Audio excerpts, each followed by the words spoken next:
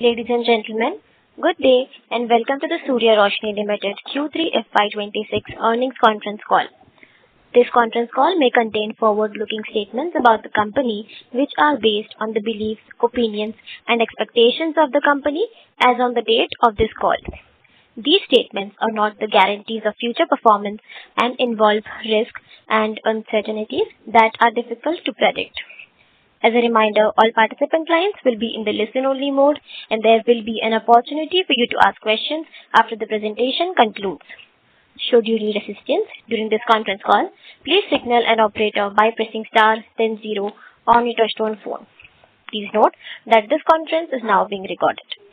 I now hand the conference over to Mr. Raju Bista, Managing Director of Surya Roshni Limited. Thank you, and over to you, sir. Thank you very much. Good evening, everyone. On behalf of Surya Roshni Limited, I once again extend a very warm welcome to everyone for joining us today.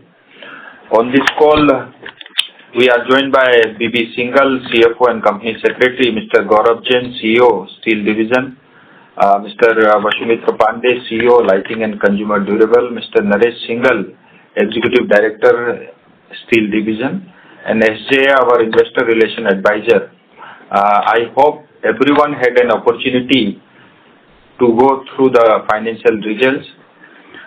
Now moving on to the overall financial performance in the Q3 FY26, our consolidated revenue increased by 3% year-on-year to 1,927 crore. While EBITDA stood at 148 crore with margins of 7.7%.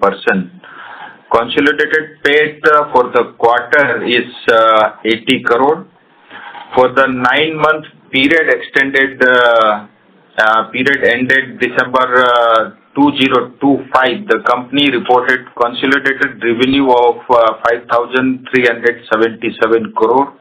EBITDA of 371 crore and PAT of 188 crore compared to 5,290 crore, 397 crore and 217 crore respectively in 9-month FY25. We are a zero debt company with a net cash surplus of 250 crore as of December 31st, 2025.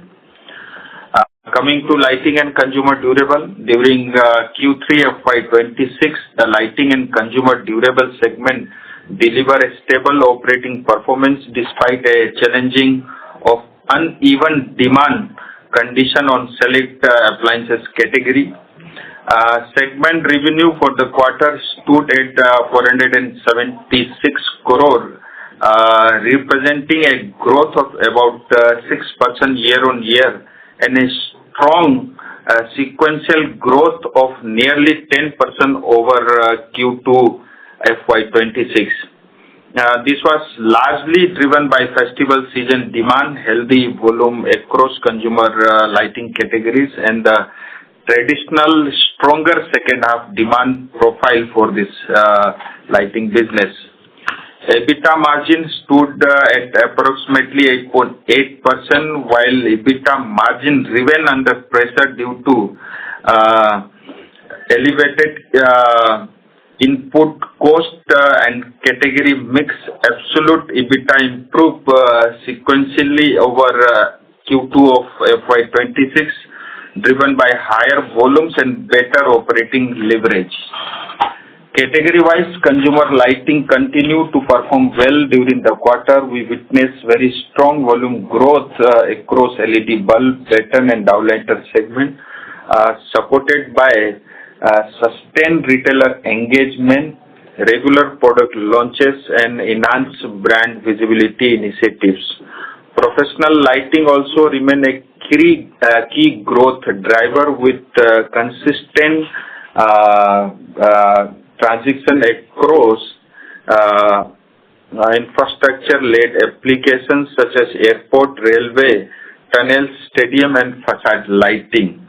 Now moving on to the steel pipe and the strip segment. During FY26 Q3, the steel pipe and strip segment delivered a stable operating performance in a challenging environment market by volatility in steel prices and uneven demand condition across select end markets. Revenue stood at 1,451 crores, supported by dispatch volume of 2.37 lakh tons, reflecting steady year-on-year growth and sequential improvement over Q2 FY26. Volume momentum remained healthy across most product categories, reinforcing our confidence in achieving full year volume as guided for FY26.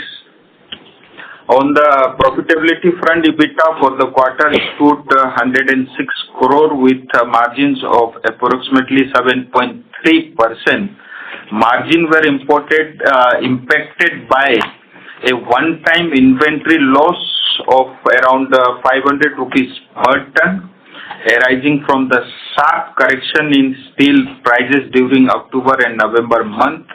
Importantly, despite this headwinds, EBITDA improved sequentially by about 4% quarter on quarter, supported by better operating leverages and partial recovery in realization as steel price stabilized towards the later part of the quarter. However, hollow section and structural pipes continue to be the very key growth drivers, aided by strong demand from infrastructure, industry fabrication and engineering applications. Volume in this segment increased meaningfully, and we continue to invest in capacity expansion across our plants at Anjar, Gwalior, Badugad and Hindupur, along with the installation of new DFT lines to support sustained growth in this particular category. Export accounted for almost 19% of volume growth in Q3 FY26, and with export volumes growing almost 10% year on year. As of the end of the quarter, the order book stood at approximately 500 crore for steel division and almost 150 crore for lighting, led by spiral pipes, export and domestic API orders. Overall, while near-term volatility persists, particularly on raw material price, exports and government-linked projects, we remain focused on mix optimization, discipline execution and capacity augmentation. Now I will request our CFO, Mr. B.B. Singhal, to share his line. Thank you, respected MD sir, and a very good afternoon to all the participants on the call. For the quarter, the revenue was 1,927 crore as compared to 1,868 crore, a growth of 3% year-on-year basis.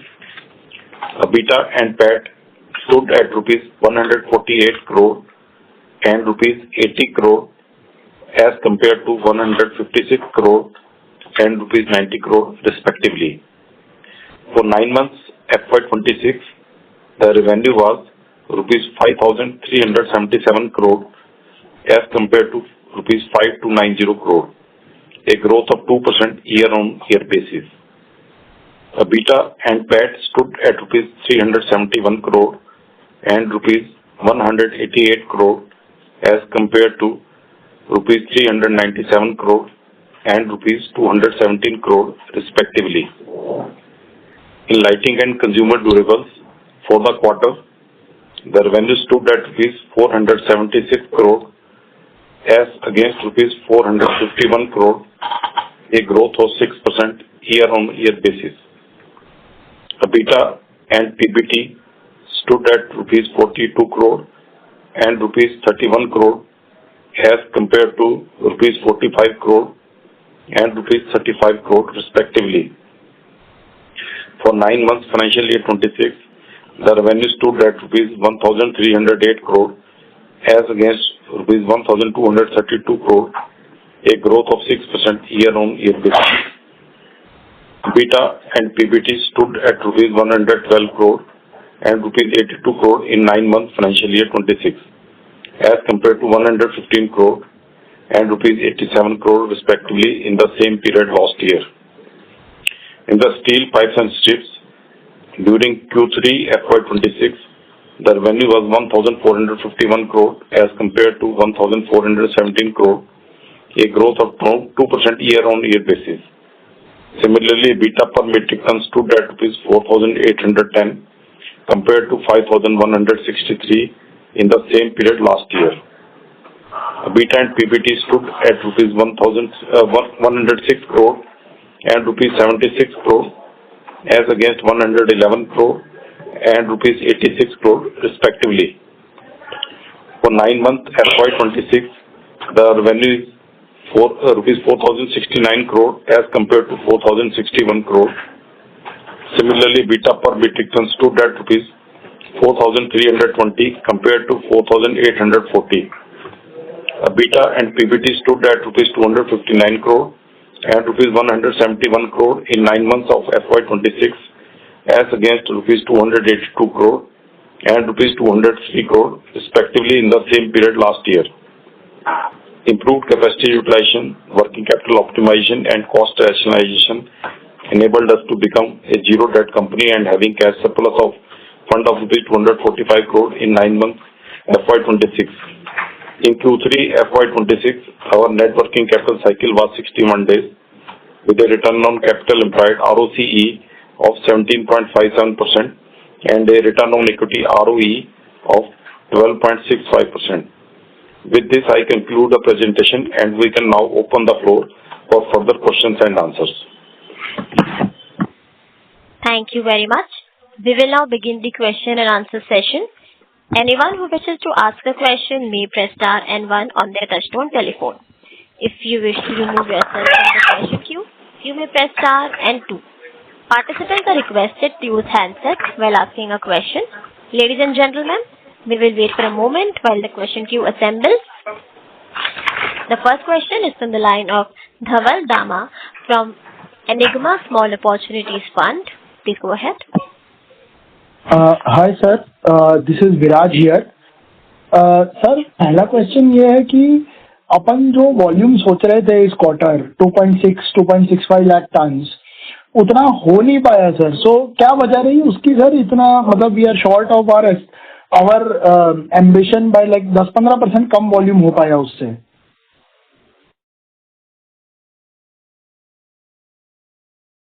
Hello. हाँ sir. या विराज जी. तो overall जो है मतलब जो हमने volume में expect किया था करीब जो है 6.5 लाख टन जो है अभी तक का हमने सोचा था उसमें थोड़ा सा पीछे है और इस बार भी इस क्वार्टर में हमने सोचा था 2.5-2.6 के आसपास करेंगे.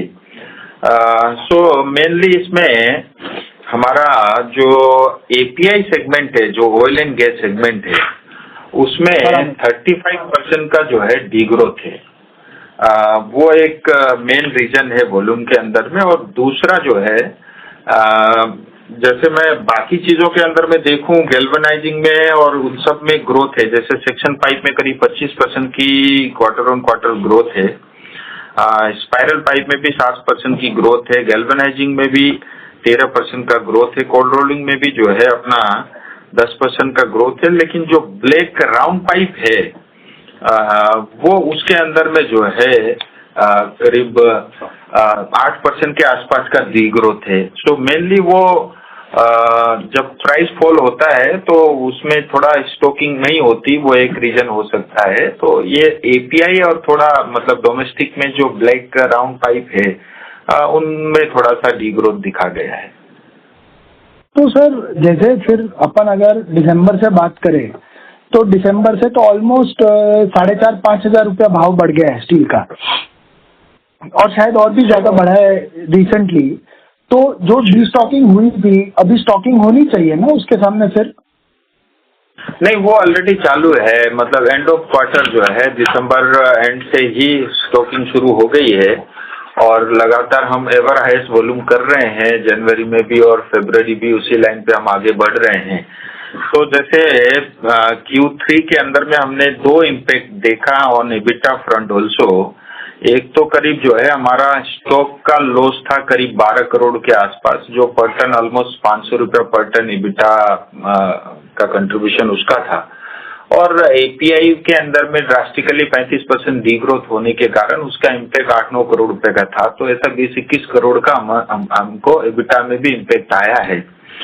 बट अब जैसे रीस्टॉकिंग हो रही है और इस क्वार्टर के अंदर में पार्टिकुलरली 40-50 करोड़ रुपए का जो है 40-45 करोड़ के आसपास का जो है स्टॉक गेन का जो है मतलब एबिटा में वो इम्पैक्ट पॉजिटिव इम्पैक्ट भी आएगा।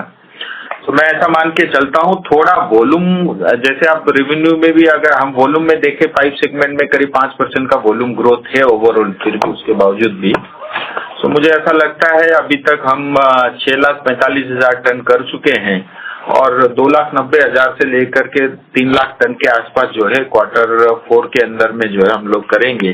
और ऐसा लगता है 9,35,000 से लेकर 9,40,000 टन पे हम लोग क्लोज करेंगे पूरा साल।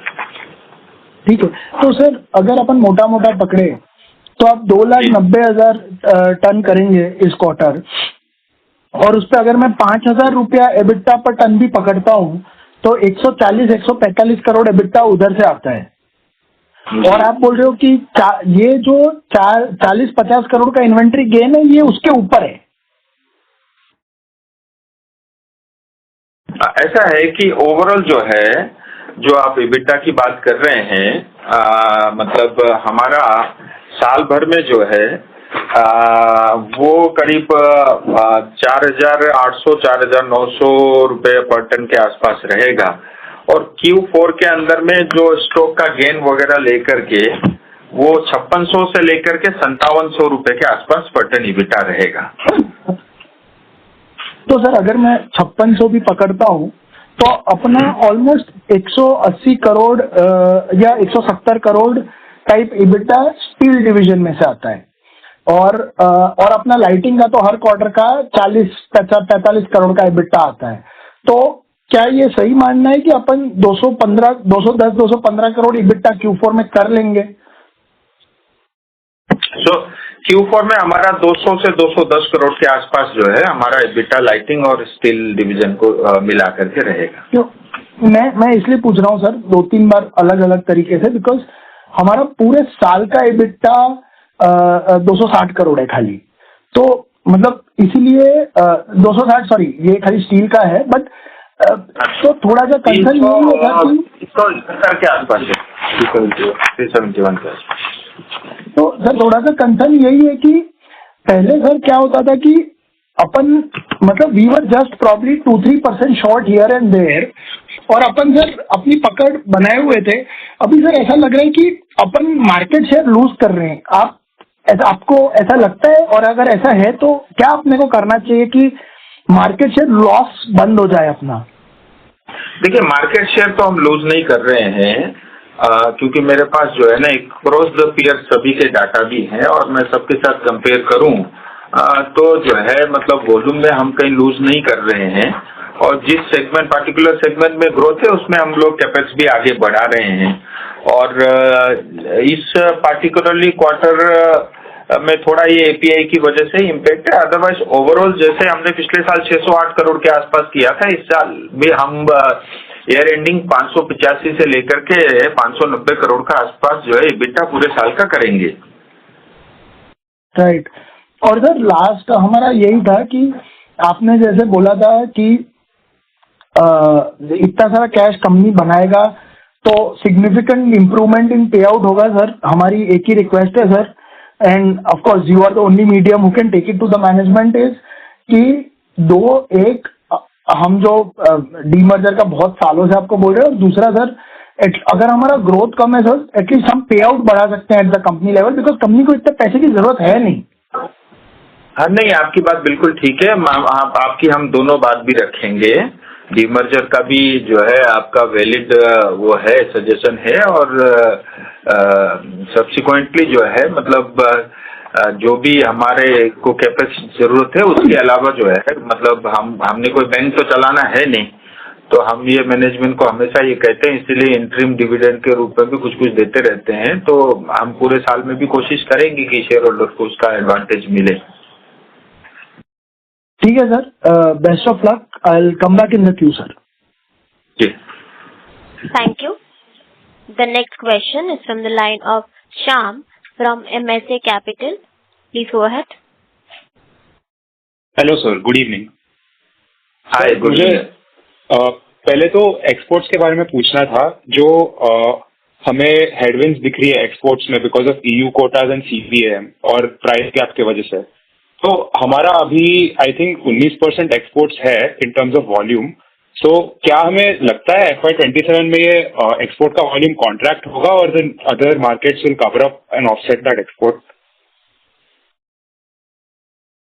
देखिए, इसको हम लोग काउंटर करने के लिए एक बात तो, जैसे इसके अंदर में अभी 2 FTA रिसेंटली जो है कंट्री ने साइन किए हैं EU के साथ और US के साथ। एक बात तो, पूरा स्टील को दोनों FTA के अंदर में अलग रखा है, मतलब जनरली स्टील को अलग ही रखते हैं।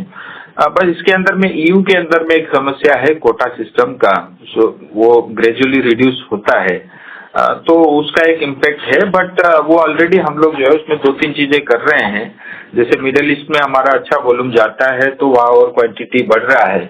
कुछ अफ्रीका के नए कंट्रीज भी हमने ऐड किए हैं, और इसमें हमने देखा कि जो है ये जो होलो सेक्शन का एक्सपोर्ट भी जो है इंडिया से अभी वाइबल हो रहा है, तो वो कुछ कैपेक्स में इन्वेस्टमेंट करके हम उसको बढ़ा रहे हैं। और इस क्वार्टर में भी करीब 19% का ग्रोथ था, और पूरे साल भर में अभी तक जो है 10% का ग्रोथ है। तो बहुत ज्यादा ऑपरेशनली ऐसा कोई एक्सपोर्ट के अंदर में दिक्कत आएगा ऐसा मतलब अभी तक तो नहीं लगता। ओके सर, मतलब middle east and Africa markets आप बोल रहे they should be able to cover up for that shortfall? हाँ जी, हाँ। ओके, ठीक है सर। मेरा नेक्स्ट क्वेश्चन प्रोफेशनल लाइटिंग के ऑर्डर बुक को लेके है। जो 150 करोड़ आपने मेंशन किया, इसका कुछ एग्जीक्यूशन टाइमलाइन है क्या? एंड बिकॉज ये इंफ्रास्ट्रक्चर प्रोजेक्ट्स है, तो इनके मार्जिन्स क्या ज्यादा बेहतर होंगे B2C कंज्यूमर लाइटिंग से? देखिए, ये जो B2B बिजनेस है, इसका जो अभी हमारे पास ऑर्डर बुक है करीब 150-160 करोड़ का आसपास है। इसका 3 से 4 महीने का जो है वो मतलब एग्जीक्यूशन टाइम है, और इसमें कुछ और नए ऐड भी हो जाते हैं, कुछ अप्रैल तक चला जाएगा। और इस पार्टिकुलरली सेगमेंट के अंदर में ओवरऑल जो है मार्जिन्स भी अच्छा है, और इसके अंदर में as compare to consumer durable इसमें ग्रोथ ज्यादा है, क्योंकि अभी नॉर्मल घरों के अंदर में भी जो है थोड़ा हाई एंड प्रोडक्ट कैटेगरी के अंदर में लोग जा रहे हैं। और दूसरा, इंफ्रास्ट्रक्चर में जितना एक्टिविटी देश भर में हो रहा है, जैसे इस बजट में भी 12.25 लाख करोड़ का जो है अनाउंसमेंट हुआ है, और सभी स्टेट के अंदर में अपने अपने उनके बजट बढ़े हैं, तो मुझे लगता है कि ये एक काफी अच्छा ग्रोथ सेगमेंट जो है कंटिन्यू करेगा। और एग्जीक्यूशन का जहाँ तक सवाल है आपका, वो 3 से 4 महीने में हम लोग इसको कंप्लीट करेंगे। और इसमें एक चीज ये भी होता है कि मार्च, ये जो 4th क्वार्टर के अंदर में इसमें ऑर्डर बुक भी ज्यादा रहता है, क्योंकि सबको अपना बजट जो है वो यूज करना रहता है। तो नॉर्मल कोर्स में भी हम देखते हैं सेकेंड हाफ में इसके अंदर में अच्छा डिमांड रहता है। Okay sir, understood sir. और ये जो API पाइप वॉल्यूम का जो क्रैश हुआ है year on year because of the slow down आपने मेंशन किया ना, ऑयल एंड गैस के टेंडर्स में जो मंदी चल रही है, तो क्या हम ये जो नया ONGC ऑर्डर आया है केसिंग पाइप्स के लिए, क्या do you think this is the start of some improved tender activity to happen in FY27? देखिए, एक हमारे लिए पार्टिकुलरली सूर्य रोशनी के केस के लिए एक बहुत बड़ी अपॉर्चुनिटी हमारे सामने है, कि अभी तक जो है ONGC वगैरह ये सिर्फ जो है सीमलेस पाइप जो है यूज करते थे, और मतलब हिंदुस्तान में सूर्य रोशनी पहली कंपनी है जो उसके अंदर में जो है हमने ERW जो है अपना अप्रूव हुआ है। सो एक सिल्वर लाइनिंग है हमारे लिए। मैं इस बारे में भी बहुत ज्यादा डिटेल नहीं बता सकता, लेकिन आपने सही पकड़ा है कि अगर ये पार्टिकुलरली सीमलेस की तरफ मार्केट कन्वर्ट हो जाता है तो इसको ओवरऑल देश को भी इसका फायदा है, और मतलब सूर्य रोशनी जैसी कंपनी को भी इसका बहुत बड़ा एडवांटेज आने वाले समय में होगा, इन टर्म्स ऑफ वॉल्यूम भी और ओवरऑल जो है मार्जिन्स के अंदर में भी। ओके, ठीक है sir, got it sir. One last question from my side, जो प्राइस गैप हमको दिख रहा है डोमेस्टिक और इंटरनेशनल स्टील प्राइसेस में ना, आपने एक्सपोर्ट्स के बारे में just to touch on that again, आपने जो डिस्कस किया था, क्या आपको लगता है कि जो इंडियन एक्सपोर्ट अगर अनकॉम्पिटिटिव होगा, and like you know, are you looking to shift your utilization back to the domestic market मोर?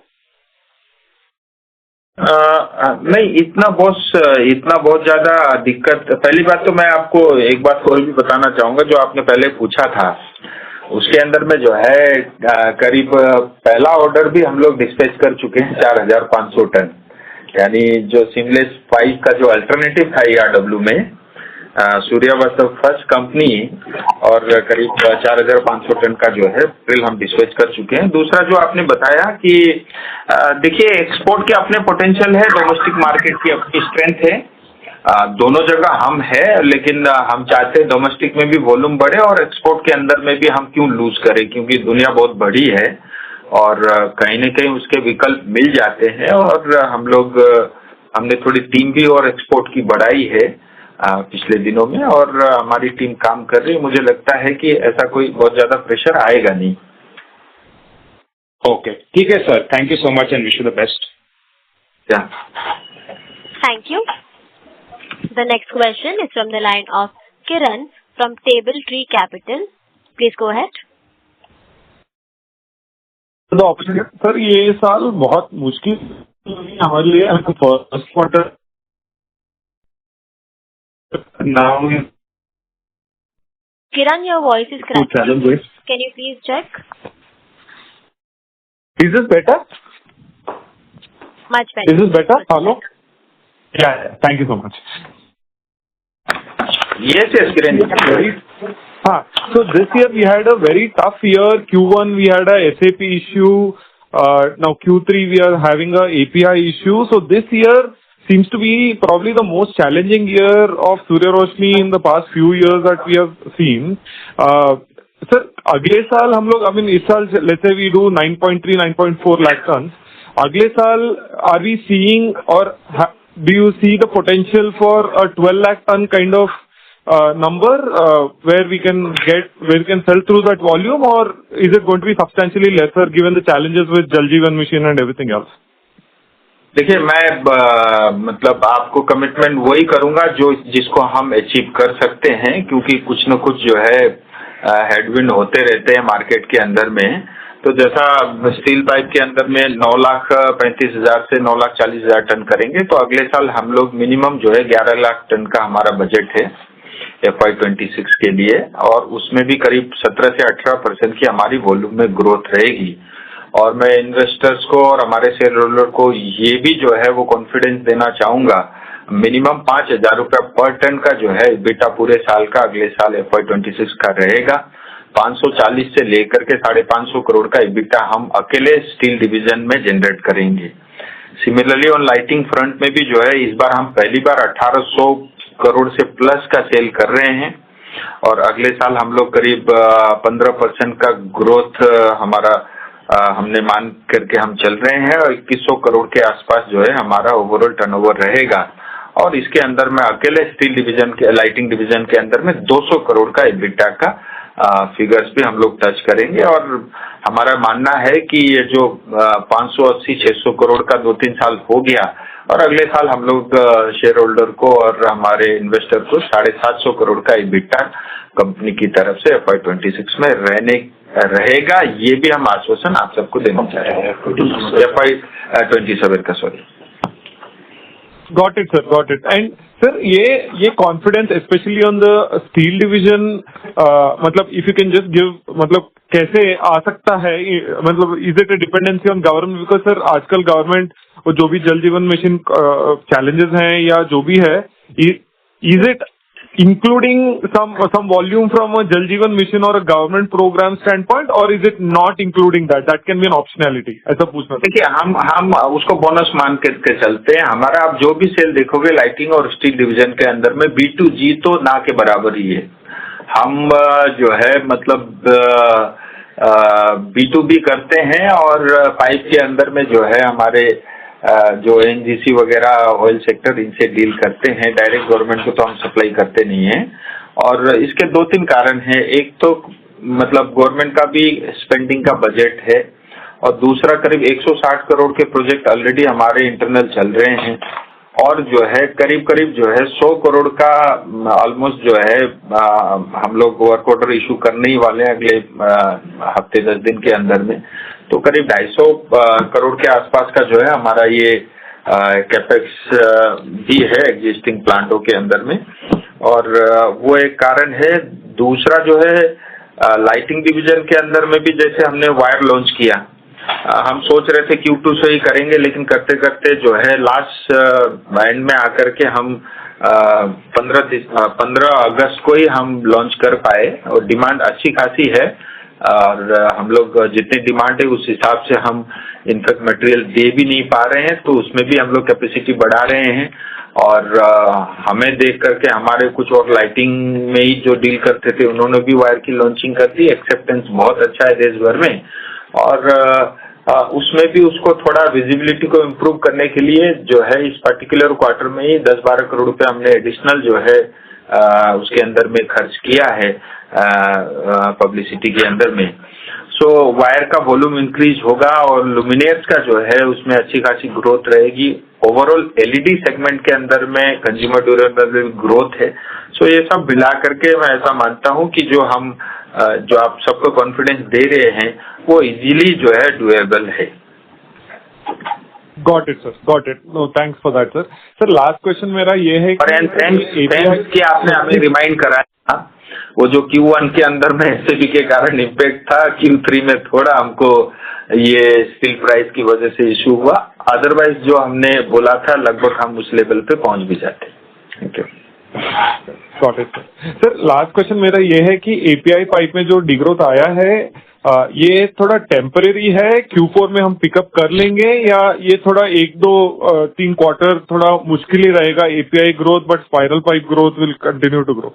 तो ये API पाइप डिग्रोथ थोड़ा विस्तार से बताएंगे तो अच्छा रहेगा। मुझे लगा है कि ये API में क्योंकि ये क्या है टेंडरिंग होता है तो मतलब आज का कल हो ऐसा नहीं लगता मुझे। जो अभी टेंडर प्रोसेस में मुझे लगता है इसका मटेरियल डिस्पैच होना Q1 से होगा, लेकिन एक बहुत बड़ी अपॉर्चुनिटी हमारे सामने है जो मैंने रिसेंटली अभी मैंने बताया आप सबको कि जो सीमलेस का जो सेगमेंट है अगर वो क्वांटिटी RW में शिफ्ट हो जाती है तो मुझे लगता है ये एक बहुत बड़ी सिल्वर लाइनिंग सूर्य रोशनी के लिए होगी और हमारा पूरा थ्रस्ट उसी पे है। और मैं इसके बहुत सारे डाटा और नंबर्स अभी शेयर नहीं करना चाहता पब्लिकली, बट आने वाले समय में उसके जो है इम्पैक्ट आपको पॉजिटिवली देखने को मिलेगा। तो काफी कुछ हम वहां से कंपनसेट कर रहे हैं और होपफुली Q1 से जो है नेक्स्ट ईयर FY26 से ये API के भी जो है, क्योंकि इसकी डिमांड आना वो नेचुरल है क्योंकि ऑलमोस्ट जो है 30 इयर्स 35 साल पूरे हो चुके हैं जो उन पाइपों की लाइफ है, तो गवर्नमेंट को वो सब पे भी काम करना ही है। Got it, sir. Got it. Thank you, sir. I'll join back in the queue. Thank you. The next question is from the line of Keshav Garg from Counter Cyclical. Please go ahead. Sir, हमारा concern ये है sir कि पिछले काफी समय से sir किसी ना किसी कारण से सर हमारी जो गाइडेंस है सर वो नहीं हो पा रही है और सर वी अंडरस्टैंड बिजनेस तो डायनेमिक है सर, चीजें बदलती रहती है तो चीजें हमारे हाथ में नहीं है, बट सर फिर भी यदि आप देखिए तो पिछले 3 साल से सर हमारा EBITDA नहीं बढ़ पा रहा है, फ्लैट है और सर हमारी वॉल्यूम गाइडेंस भी अगर आप यदि देखिए तो जब हमने साल चालू किया था तो 11 लाख टन हमारा एक्सपेक्टेशन था, फिर 10.5 10 और अब सर अभी हम 9.5 भी नहीं पहुंच पा रहे हैं। तो सर अब सिंस हमारी मैक्रो तो हमारे हाथ में है नहीं सर, इकोनॉमी में क्या ग्रोथ है, क्या डिमांड है, क्या इंटरेस्ट रेट है सर, तो कम से कम सर जो चीज है हमारे हाथ में सर, जैसे आपके हाथ में है डीमर्जर, और सर हमारी बैलेंस शीट बहुत अच्छी है सर, तो अभी सर हाल में सरकार ने बजट में बायबैक के लिए बहुत कम कर दिया है टैक्सेशन, कॉर्पोरेट प्रमोटर्स के लिए सर 22% है अब बायबैक में टैक्सेशन टोटल। तो सर हम क्यों नहीं उस दिशा में कुछ सोच रहे हैं सर, अगर कंपनी शेयर बायबैक करती है तो सर नंबर ऑफ शेयर घट जाएंगे और सर हमारा अर्निंग पर शेयर परमानेंटली बढ़ जाएगा, और जो भी फ्यूचर ग्रोथ है सर वो एक छोटे बेस पे डिवाइड होगी, तो सर वो बहुत फायदा होगा शेयर होल्डर्स को। तो सर इस दिशा में कोई आपका कुछ मतलब sir what is your thinking over this? नहीं, अच्छा है, आपने काफी बहुत डिटेल में जो है पूरा होमवर्क करके आपने 3 साल बैलेंस शीट देख करके बताया है। और ये बात जरूर है कि टारगेट हम थोड़ा हायर साइड पे ही रखते आए हैं और कहीं न कहीं उस टारगेट तक को अचीव करने में कुछ हर्डल्स रहे हैं, लेकिन अब ट्रम्प अगला स्टेटमेंट क्या देगा ये भी हमारे कंट्रोल में नहीं रहता। और इसी बीच जो है जनरल इलेक्शन भी हुआ और जियोपॉलिटिकल जो सीन बनी रही, मुझे लगता है, और स्टील के अंदर में भी जो बहुत लंबे समय तक प्राइस जो है मतलब करेक्शन होते रहे, वो एक बड़ा मेजर था। और हमने यहाँ पे एसएपी और आईटी में जो इम्प्रूवमेंट किया उसके अंदर में मतलब मुझे लगता है शायद स्टील डिवीजन के अंदर में, स्टील सेगमेंट में हमने 100% एक्यूरेसी के साथ करने की वजह से थोड़ा हमको उसका भी एक नुकसान झेलना पड़ा। बट देखिए, मुझे लगता है यही खासियत है कि अच्छी स्ट्रॉन्ग बैलेंस शीट है और कैश सरप्लस कंपनी है, और साल भर में जो है 585-600 करोड़ का EBITDA जो है हम लोग लगातार कर रहे हैं।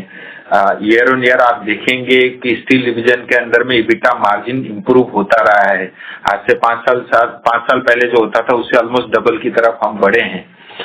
वॉल्यूम के अंदर में हम थोड़ा अपने आप को रिस्ट्रिक्ट करते हैं क्योंकि ग्रोथ तो है, लेकिन HR कोयल के प्राइस पे और हमारा कॉस्ट भी ना निकले तो वो मटेरियल हम लोग उस पे डील नहीं करते। लेकिन जो हायर एंड प्रोडक्ट है उसके अंदर में कुछ न कुछ चीजें इस तरह की होती रहती है। रेस्ट एश्योर आने वाले समय में हम और भी अच्छा करेंगे, और आपने ये अच्छा बताया बाईबैक का, और आपकी बात, आपके सजेशन को भी हम जरूर जो है बोर्ड के अंदर में प्लेस करेंगे। सर बहुत बहुत धन्यवाद सर आपका। और सर आखिरी मेरा प्रश्न था सर, ये जो यूरोप ने कार्बन बॉर्डर एडजस्टमेंट मैकेनिज्म लगाया है, तो सर इसके कारण क्या सर हमारे परमानेंटली यूरोप में एक्सपोर्ट्स विल बी हिट, या फिर सर इसका कोई समाधान है? क्या सर हम ग्रीन स्टील, मतलब अगर हम रिन्यूएबल एनर्जी यूज करके अगर पाइप बनाते हैं तो will that suffice to dodge this duty, और या फिर सर जो स्टील है वो itself should be green steel?